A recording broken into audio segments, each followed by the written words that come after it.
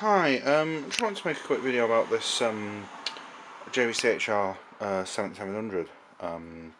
Quick video showing around it, and then we'll take a look inside. But first of all, I'll divide it into chapters in case you want to skip through, but I'll go through the sort of operation of the deck and how it all works. So let's pop tape in. Go on, focus.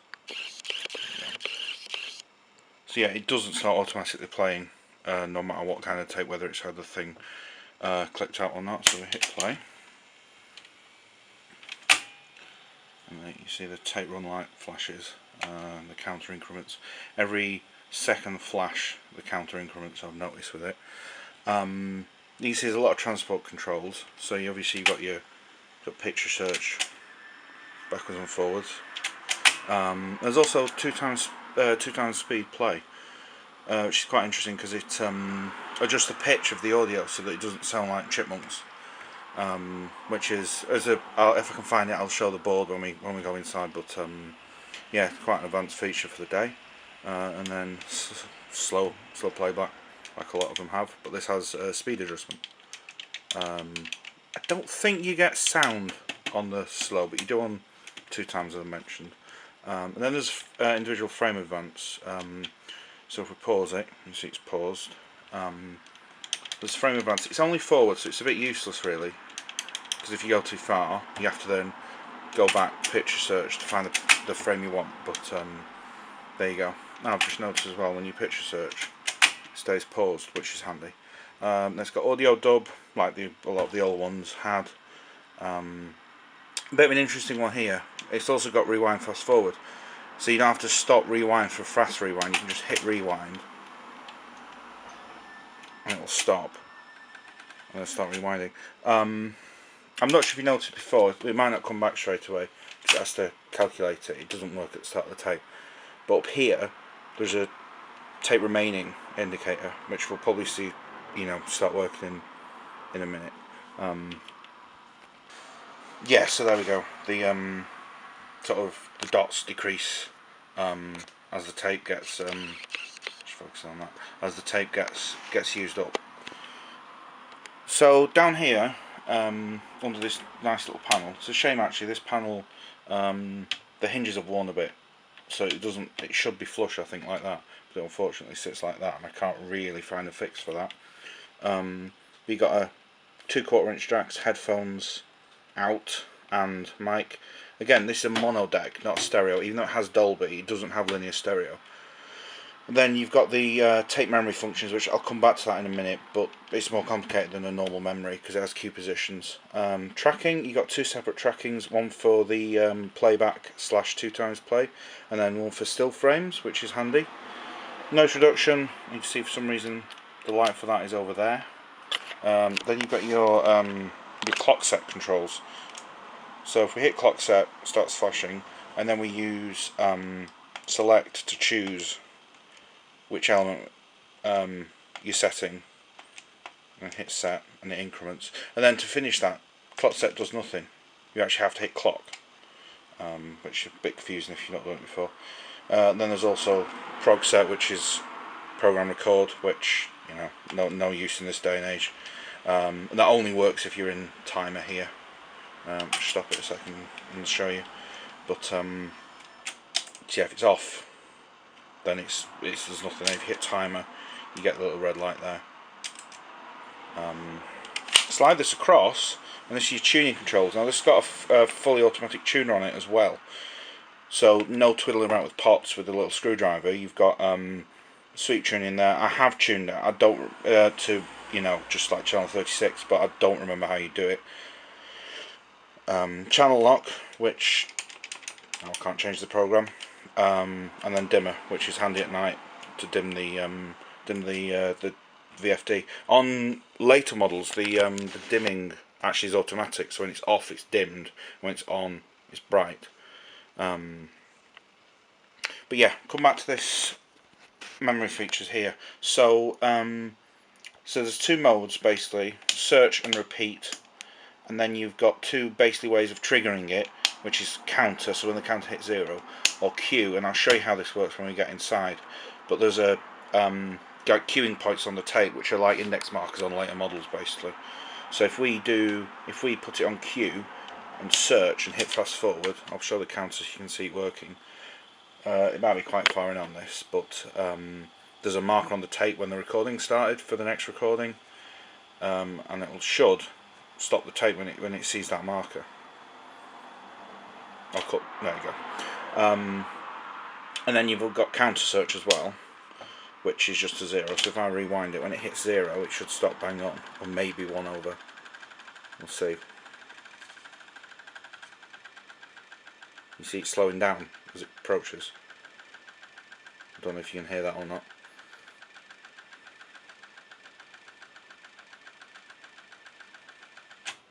And bang on. And then repeat is a similar thing. It goes between the start of the tape and either the cue point or counter 0. So if I put it on repeat now and put it on counter, if we hit play, it's gone past it. Put it on cue, and I'll fast forward to the end and cut this bit out. Right, I apologise, my explanation was a bit off of that. So if you go it on cue repeat, it will go until the counter hits 0, rewind to the last cue point, and then play from there. So it should stop when it hits 0. As you can see there, it's now gone into rewind. It's found the index point. Sorry, it was a bit close, but yeah, that just demonstrates sort of the functionality of that feature.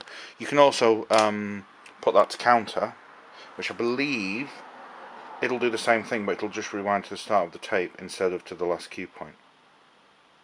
Yeah.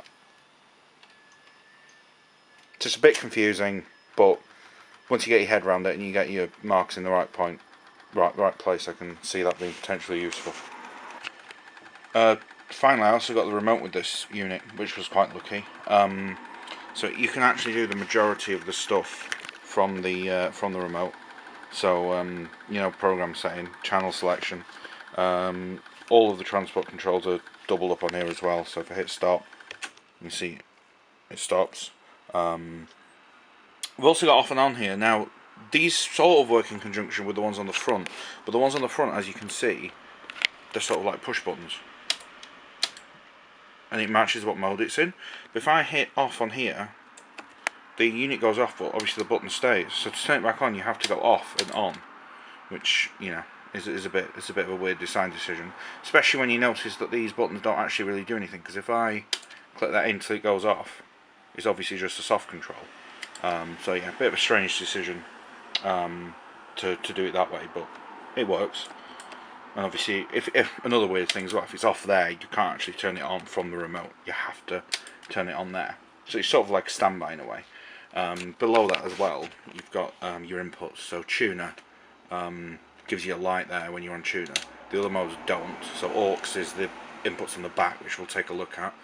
And then camera is this sort of EA-AJ style connector on the front, which carries audio and video. So on the back we've got multi-voltage selection, which also includes 220, assuming for sort of Eastern Europe. Mains power switch on the back, fuse, figure 8 cable input, antenna inputs, fairly standard. And then here you've got BNC, you know, 75 ohm sort of standard composite audio in on this DIN connection. Now I don't know if this is the same pin out as used on domestic tape recorders of the time, at least in Europe and especially Germany. But that, in theory, gives you stereo audio. This being a mono device, it's just doubled up. And then you've got a remote pause here, which is just, you know, dumb relay contacts. Black and white selection, and then you've got channel set as well, which is just for tuning it. So it just puts some bars on the screen effectively. Over here as well, this is a bit of an unusual one. You've got V-hold adjustment, which is handy if the thing's not quite in alignment and the tracking control isn't good enough. You can use this as well. Right, let's take a look inside.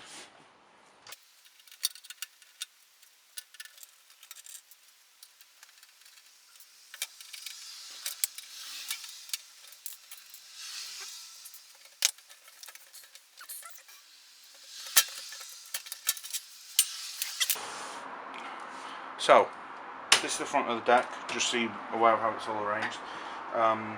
This is really nice. This sort of hinges up so you can check the inside of the mech whilst still having everything connected up like that, which is brilliant. Let's move that light out of the way. So yeah, standard mech. I'll take you out from the tripod to show you the rest, but you've got, I believe that's the audio board on the side.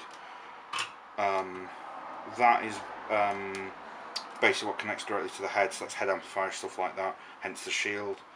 There's the mechanical control Mechacom board at the bottom, power supply stuff over here. This is the tuner circuit, I believe, more power supply stuff. And there's also an audio board somewhere which just does the 2x speed, but I'll get you off the tripod and show you around. So here's the mech a bit closer up. Put the tape in and watch it lace. Yep. So this being an early front loader, it's got a very over the top eject mechanism, which is sort of, this whole carriage here is chain driven upwards. So if you watch, you can see it sort of all move up. It has been a bit sticky. It has been a bit sticky, this the loading mech. Sometimes you have to give it a bit of a force. Let me see if I can. You should just be able to, until it takes it. Yeah, it worked that time. But yeah, I'm not going to go into any detail of how VHS works. I'm sure you all know how VHS works, at least from a mechanical point of view. But I'm going to rotate the deck round and I'll show you how this Q function works. I'm just going to get, oh no, we can see it alright. I was going to get a different tape, but we can see it alright. So this little head there is part of the sort of tension arm assembly, but as you can see, if I eject it, so here's the arm again. I'll zoom in a bit.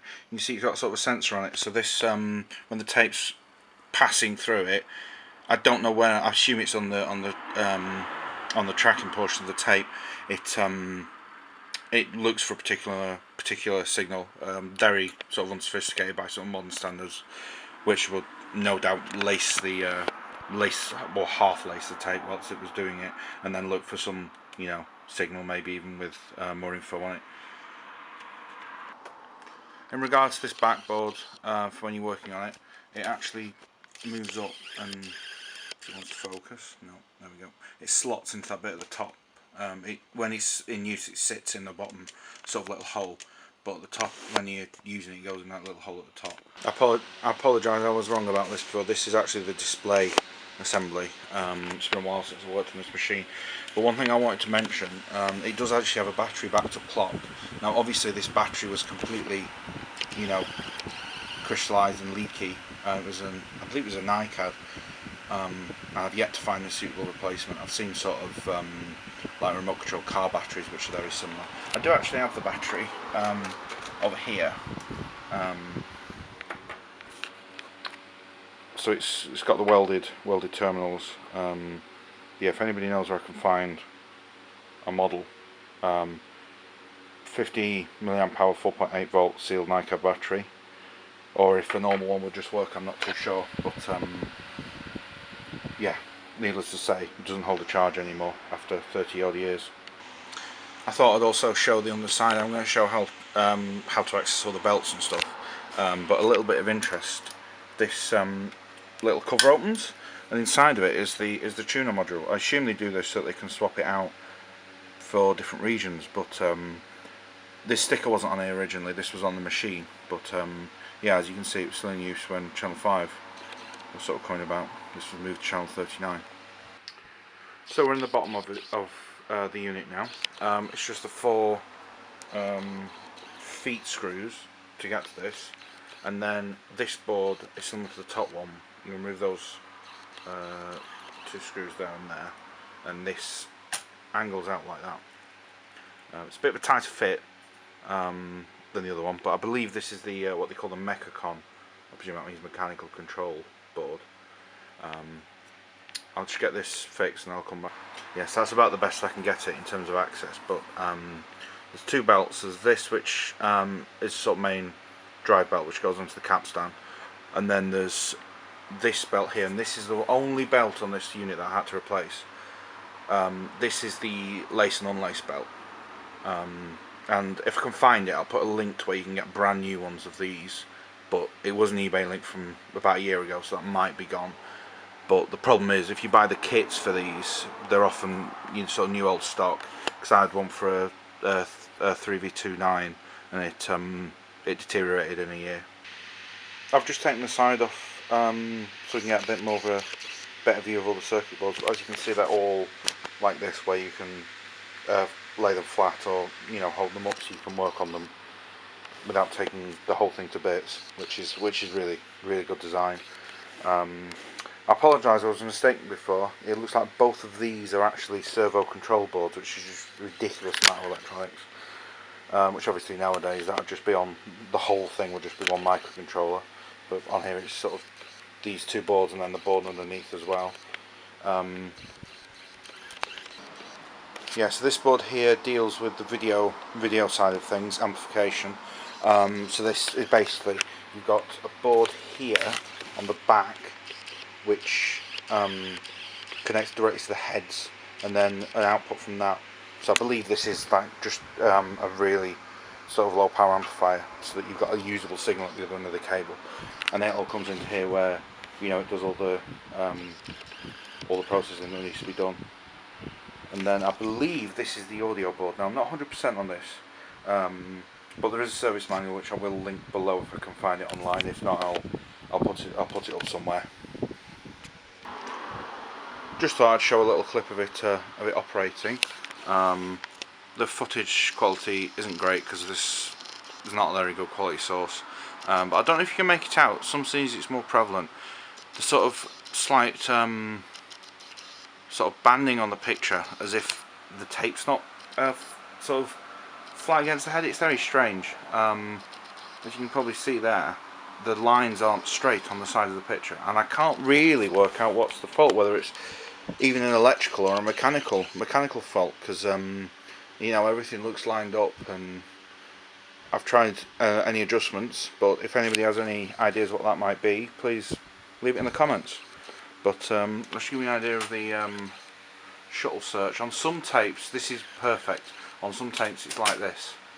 I think it depends on the quality of the source, but this is definitely recorded SP, not LP, so I can't think why that would be. Yeah, you see it's pretty decent in reverse, and that's 2 times speed. A little bit of interference again, depending on the alignment of the machine it was recorded with. If it was recorded on this, it's perfect. I'll just zoom in a little so you can make it out. And then you got the slow playback with, you know, speed adjustment. As you can see, it's sort of barely moving there, but there you go. There's a change of scene. The frame advance, again, that sort of works, but you have to press it a few times sometimes to get it to work. If you look at sort of the faces and stuff, you can see in some shots, especially there, you see the file of the background there. It's not sort of straight as it should be, and as she sort of moves in the shot, you can see as well. I apologise about the banding. Oh, there we go. In some shots it's worse than others. I just thought I'd show a shot of the movement of the tape when it's in sort of 2 times speed. So that's normal. 2 times speed, so it picks up a bit. In slow, especially really slow, you can see it increment gradually and gradually. Sorry about the focus, by the way.